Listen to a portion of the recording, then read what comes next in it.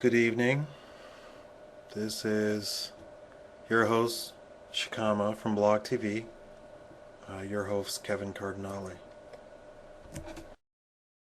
Today is a special video. I'm putting forth publicly some research that I've been doing on my own, and I would like to present it. It is my contention that the desegregation and the civil rights movement directly led to the economic downfall of the American Negro and led to the complete genocide that started in 1971 and continues till today. You might think that this is an insane proposition, or you might just explain it off as something that racists have been doing. But that's not what my research points to, nor the facts. I will show a direct correlation between desegregation and the civil rights movement versus the eventual genocide of the American Negro and a return to slavery through ever-decreasing Negro household incomes. This is the first video I will make, so relax and all information and research will be forthcoming. First, let's start with the 1960s. There was nothing in particular that sparked off the feel for the Negro's need to take to the streets, but take to the streets he did. And they took to the streets nearly everywhere. Where they didn't take to the streets in the beginning, they took to the streets in the end, even in Indianapolis. For the most part, Negro communities were homogeneous. The Negro married to wife, raising children, going to work daily, low unemployment, and kids going to school. The Negro had their own businesses, rail stations, post office, fire department, bank, grocery store, hospital, schools, colleges, restaurants, churches, parks, cars, lawyers, doctors, engineers. In fact, Negro communities were their own little cities. Wherever the Negro congregated and lived together, they had businesses that flourished and political clout by electing their own citizens to office. This can be seen clear back to before President Lincoln.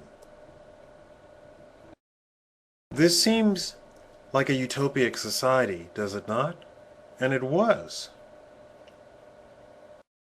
There was a stigma of being racially inferior, but compared to the power the American Negro wielded in those times, he could not have foreseen how devastating the American Negro would be some 40 years later, due to his very next step. White businessmen and white politicians made a series of concerted efforts to gain black dollars and kill, yes, completely destroy, the Negro power base. The American Negro's days were numbered. In many cities and states across the land, voting lines were redrawn and redistricted, which killed the Negro's voting bloc. Whole sections of the undesirable Negro community were acquired by the city or state, displacing whole sections of the Negro community, rendering them homeless.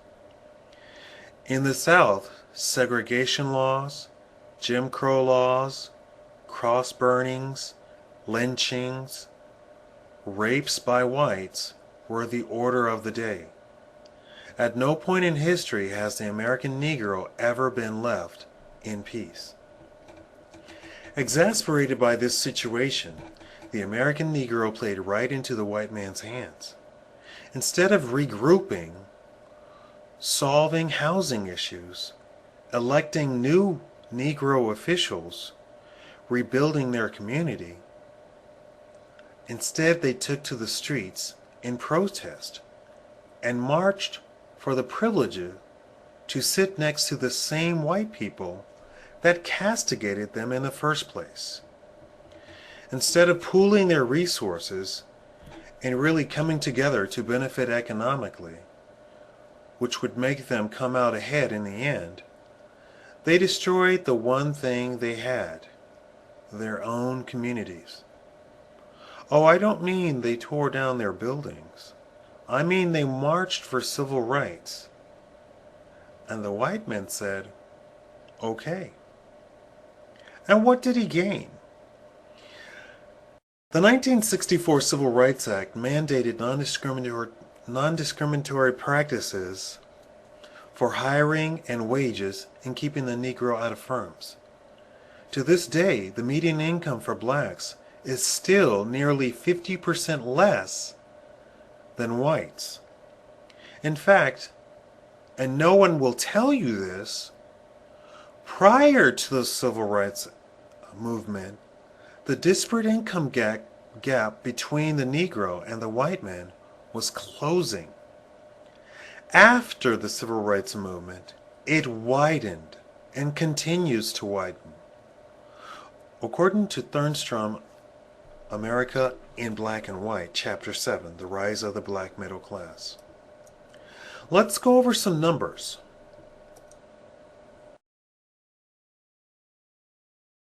White income for 2007 is $54,920. Median income in 1972 was $10,318. In today's standard, that would be $45,733 US dollars.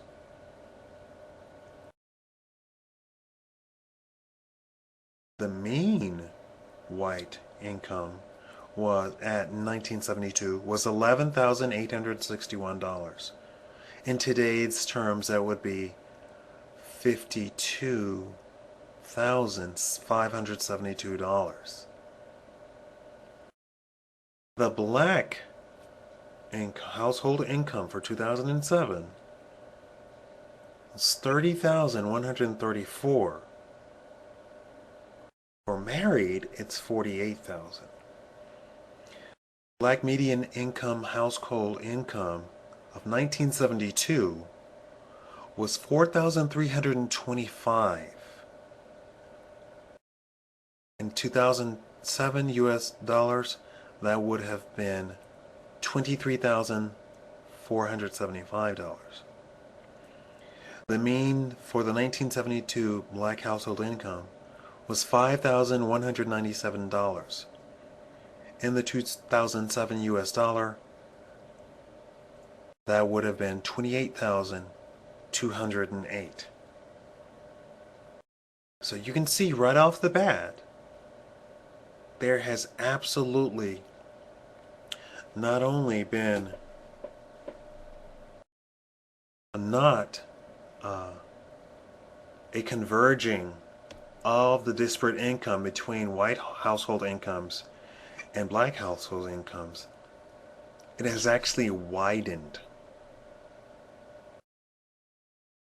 Now, it is my proposition then that desegregation has not benefited the American Negro. I will continue in my next video. You can go over the numbers that I just gave you. They are collected from the U.S. Census Bureau. Thank you. Please rewind if you need to verify what I have said. I do welcome comments. I will be posting more information on my blog. Please go view my blog there. Thank you. This is Kevin Cardinale.